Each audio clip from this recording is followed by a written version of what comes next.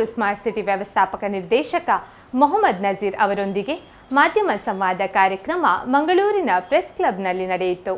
ಮಾಧ್ಯಮ ಸಂವಾದದಲ್ಲಿ ಭಾಗವಹಿಸಿ ಮಾತನಾಡಿದ ಮೊಹಮ್ಮದ್ ನಜೀರ್, ಮಂಗಳೂರು ಸ್ಮಾರ್ಟ್ ಸಿಟಿ ಮೂಲಕ ನಗರದ ಅಭಿವೃದ್ಧಿಗೆ ಹಲವು ಯೋಜನೆಗಳನ್ನು ರೂಪಿಸಲಾಗಿದೆ. ಕ್ಲಾಕ್ ಟವರ್ ನಿರ್ಮಾಣ ಕಾಮಗಾರಿ ಬಹುತೇಕ ಪೂರ್ಣಗೊಂಡಿದೆ.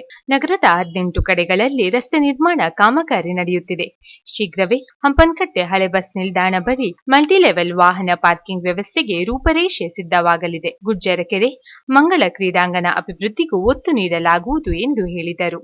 ಇಡೀ ರಾಜ್ಯದಲ್ಲಿ ಈ ರೀತಿಯಾದಂತಹ ಕ್ಲಾಕ್ ಟವರ್ ಎಲ್ಲೂ ನಿರ್ಮಾಣ ಆಗಿಲ್ಲ.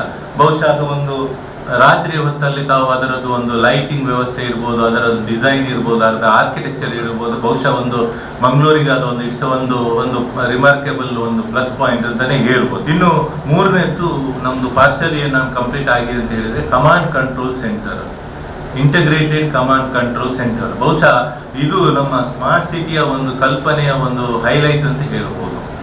ನಾವು ಬಹುಶಃ ಮಂಗಳೂರಿಗೆ ಇದೇನು ಹೊಸದಲ್ಲ, ಅಥವಾ ಮಂಗಳೂರು ಅಂತ ಬೆಂಗಳೂರು ಅಂತ ಸಿಟಿಗೆ, ಯಾಕಂದ್ರೆ ಈಗಾಗಲೇ ನಮ್ಮ ಟ್ರಾಫಿಕ್ ಇಂದ ಸರ್ವೆಲೆನ್ಸ್ ಸಿಸ್ಟಮ್ ನಡೀತಾ ಇದೆ. ಅವರದ್ದು ಕೂಡ ಒಂದು ಸಣ್ಣ ಮಟ್ಟದ ಕಮಾಂಡ್ ಕಂಟ್ರೋಲ್ ಸೆಂಟರ್ ಇದೆ. ಅಲ್ಲಿ ಅವರು ಟ್ರಾಫಿಕ್ ಮೂವ್ಮೆಂಟ್ ಅನ್ನು ಸರ್ವೆಲೆನ್ಸ್ ಕ್ಯಾಮರಾ ಹಾಕುವ ಮೂಲಕ ಈಗಾಗಲೇ ತಮ್ಗೆ ಗೊತ್ತಿದೆ, ಏನು ವೆಹಿಕಲ್ ಡಿಟೆಕ್ಟಿಂಗ್ ಸಿಸ್ಟಮ್ ಇರ್ಬೋದು, ಸಿಗ್ನಲ್ ಜಂಪ್ ಮಾಡದಿರುವಂಥದ್ದು, ಈಗ ಆಲ್ರೆಡಿ ಕೆಲವರಿಗೆ ನೋಟಿಸ್ಗಳು ಕೂಡ ಆಟೋಮೆಟಿಕ್ ಆಗಿ ನಿಮಗೆ ಪೋಸ್ಟ್ ಅಲ್ಲಿ ಬರುವಂತದ್ದು ಕೂಡ ತಾವು ನೋಡಿದಿರಿ ಈಗ. ಬಟ್ ಇದರದ್ದು ಮುಂದುವರಿದ ಭಾಗ ಇದು ಈಗ ಏನಂದ್ರೆ ಪಾರ್ಷಿಯಲ್ ಇದೆ. ಈಗ ನಮ್ಮ ಕಮಾಂಡ್ ಕಂಟ್ರೋಲ್ ಸೆಂಟರ್ ಅಲ್ಲಿ ಇದು ಎಂಟೈರ್ ಸಿಟಿಗೆ ಇದು ಬರುತ್ತೆ. ಸೊ ಇದರಲ್ಲಿ ಸುಮಾರು ಅಂದ್ರೆ ಈಗ ಇರುವಂತ ನಾವೇನು ಅನುಷ್ಠಾನ ಮಾಡ್ತೀವಿ ಅಲ್ಲದೆ ಫ್ಯೂಚರ್ಗೂ ಕೂಡ ಬೇರೆ ಬೇರೆ ಒಂದು ಸರ್ವಿಸ್ ಅನ್ನು ಯೋಜನೆ ಮಾಡ್ಲಿಕ್ಕೆ ಅವಕಾಶ ಇದೆ. ಈಗ ನಾನು ಒಂದೆರಡು ಎಕ್ಸಾಂಪಲ್ ಹೇಳೋದು ಅಂತ ಹೇಳಿದ್ರೆ, ಒಂದನೇದಾಗಿ ಈಗ ನಮ್ದು ಸಾಲಿಡ್ ವೇಸ್ಟ್ ಮ್ಯಾನೇಜ್ಮೆಂಟ್ ಸಿಟಿಯಲ್ಲಿ ಎಷ್ಟು ಇಂಪಾರ್ಟೆಂಟ್ ಅಂತ ನಮ್ಗೆ ಗೊತ್ತಿದೆ. ಈಗ ಆಂಟೋನಿ ವೇಸ್ಟ್ ಅವರು ಸುಮಾರು ಒಂದು 132 ವೆಹಿಕಲ್ ಮೂಲಕ ಇಡೀ ಸಿಟಿಯ 60 ವಾರ್ಡ್ಗಳಿಂದ ಅವರು ಕಸವನ್ನು ಸಂಗ್ರಹ ಮಾಡ್ತಾ ಇದ್ದಾರೆ. ಸೊ ನಾವು ಈ ಕಮಾಂಡ್ ಕಂಟ್ರೋಲ್ ಸೆಂಟರ್ ಮೂಲಕ ಅವರು ಈ 132 ವೆಹಿಕಲ್ ನ ಚಲನವಲನವನ್ನು ಕೂಡ ನಾವು ಅದನ್ನು ವಾಚ್ ಮಾಡುವುದು, GPS ಟ್ರ್ಯಾಕಿಂಗ್ ಅಳವಡಿಸುವ ಮೂಲಕ ಈ ಯೋಜನೆ ಈಗಾಗಲೇ ನಾವು ಒಂದು ವಾರ್ಡ್ ಅಲ್ಲಿ ಪ್ರಾರಂಭ ಮಾಡಿದ್ವಿ. 26ನೇ ವಾರ್ಡ್ ಮನ್ನಗುಡ್ಡೆಯಲ್ಲಿ ಸುಮಾರು 2000 ಅಲ್ಲಿ ಮನೆಗಳಿದೆ. 2 ತರ ನಾವು ಮಾನಿಟರ್ ಮಾಡ್ತೇವೆ. ಒಂದು ವೆಹಿಕಲ್ ಗಳ ಚಲನ GPS ಟ್ರ್ಯಾಕಿಂಗ್ ಮಾಡಿ, ಅಲ್ಲಿ ಈಗ ಒಂದು ವಾರ್ಡಿಗೆ ಒಂದು ವೆಹಿಕಲ್ ಇದೆ.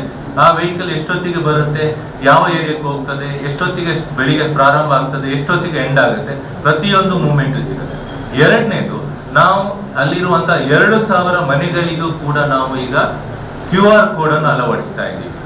ಸೊ ಈ QR ಕೋಡ್ ಅಳವಡಿಸುವ ಮೂಲಕ ಯಾವ ವೆಹಿಕಲ್ ಇರ್ಬೋದು, ಯಾರು ಹೋಗ್ತಾರೆ ಕಸ ಸಂಗ್ರಹ ಮಾಡಿದ್ದು, ಅವರು ಪ್ರತಿಯೊಂದನ್ನು ಸ್ಕ್ಯಾನ್ ಮಾಡಬೇಕು. ಸ್ಕ್ಯಾನ್ ಮಾಡಲಿಲ್ಲ ಅಂತ ಹೇಳಿದ್ರೆ ಅವರು ಆ ಮನೆಯ ಕಸ ತಗೊಳ್ಲಿಕ್ಕೆ ಹೋಗಿಲ್ಲ ಅಂತ ಅರ್ಥ ಆಗ್ತದೆ. ನಮ್ಮ ಕಮಾಂಡ್ ಕಂಟ್ರೋಲ್ ಸೆಂಟರ್ ಅಲ್ಲಿ ಅವರು ಈ ದಿವಸ ಎಷ್ಟು ಮನೆಗೆ, 2000 ಮನೆಗೆ ಎಷ್ಟು ಮನೆಗೆ ಹೋಗಿದ್ದಾರೆ, ಯಾವ ಮನೆ ಬಿಟ್ಟಿದ್ದಾರೆ ಅಂತ ಹೇಳೋರು ಅಂತ ಕ್ಲಿಯರ್ ಡೇಟಾ ನಮಗೆ ಸಿಗುತ್ತೆ. ಈ ವೇಳೆ ಮಂಗಳೂರು ಪತ್ರಿಕಾ ಭವನ ಮುಂಭಾಗದಲ್ಲಿ ಸ್ಮಾರ್ಟ್ ಸಿಟಿ ವತಿಯಿಂದ ಉದ್ಯಾನವನ ನಿರ್ಮಿಸಿಕೊಡುವಂತೆ ದಕ್ಷಿಣ ಕನ್ನಡ ಜಿಲ್ಲಾ ಕಾರ್ಯನಿರತ ಪತ್ರಕರ್ತರ ಸಂಘದ ವತಿಯಿಂದ ಸಂಘದ ಅಧ್ಯಕ್ಷ ಶ್ರೀನಿವಾಸ್ ನಾಯ್ಕ್ ಇಂದಾಜೆ ಮಂಗಳೂರು ಸ್ಮಾರ್ಟ್ ಸಿಟಿ ವ್ಯವಸ್ಥಾಪಕ ನಿರ್ದೇಶಕ ಮೊಹಮ್ಮದ್ ನಜೀರ್ ಅವರಿಗೆ ಮನವಿ ಸಲ್ಲಿಸಿದರು.